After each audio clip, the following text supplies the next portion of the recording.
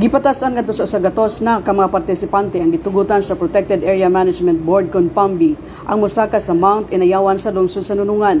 Hinimonsag giaprobahan sa PAMBI ang usa ka resolusyon nga gipasar aton sa gipaygan nga Joint Third Quarter Protected Area Management Board meeting sulod sa Kalimudan Hall.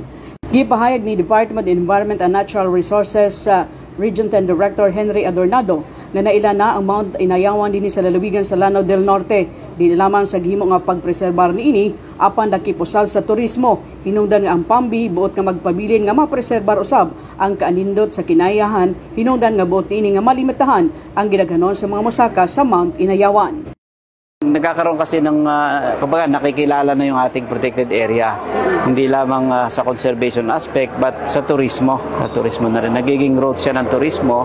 And tayo sa management, we would like to preserve yung pristine scenario ng ating forest, ng ating protected area. So nililimitahan lang natin ilan ba yung tamang dami ng visitor na dapat pumapasok sa protected area within a day. Dito nagkasundo kasi ang grupo base sa existing data na 50 muna at a time ang ang papapasokin, then next batch yung another 50.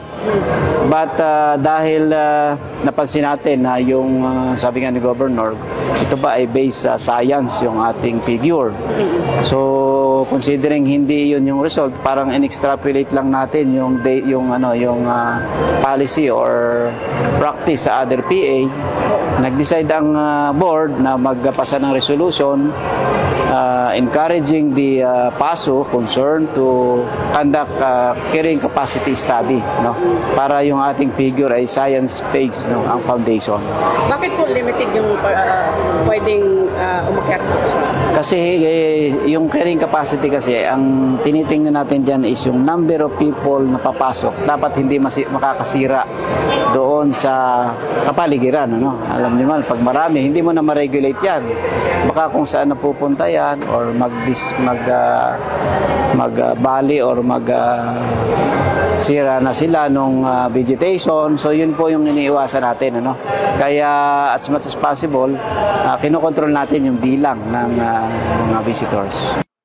Una niini gipangutana usab ni Lanao del Norte Governor Khalid Maporo ang gibasihan sa gidaghanon sa pwede lamang mosaka sa maong bukid. Well, let's hear first from DNR so you can explain to us the 50 climbers per day, how you came up with that number, and answer to us whether or not that is research-based or if it's just standard policy limit in absence of research.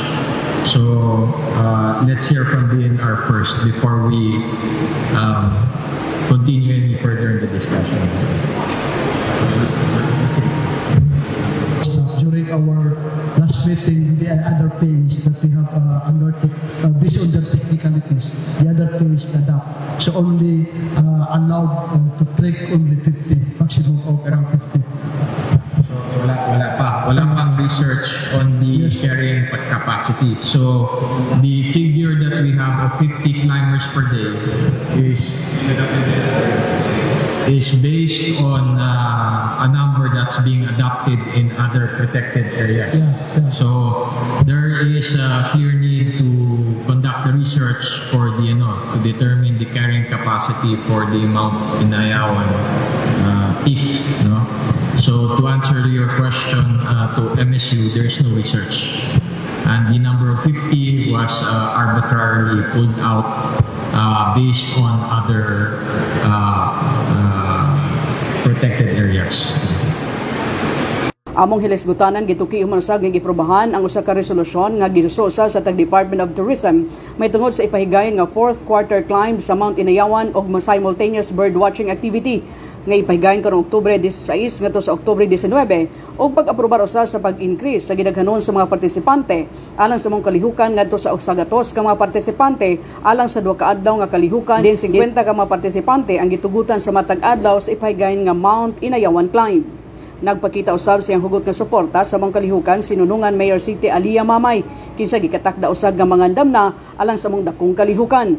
Alayon sa kalampusan sa buong joint meeting, nagpasalamat usab si Regional Director Adornado sa partisipasyon sa matag usahan niini. Din mismo si Governor Clidy Maporo ang nangunay sa pag-preside sa mong tigom. Kini ang labing unang higayon usab nga nag-usa ang panagtagbo sa duha ka mga protected area dinhi sa lalawigan sa Lanao del Norte, ang Liangan Lipatan River Mangrove Swamp Forest Reserve o Mount Inayawan Range National Park nga gilaw usab nga usa ka Asian Heritage.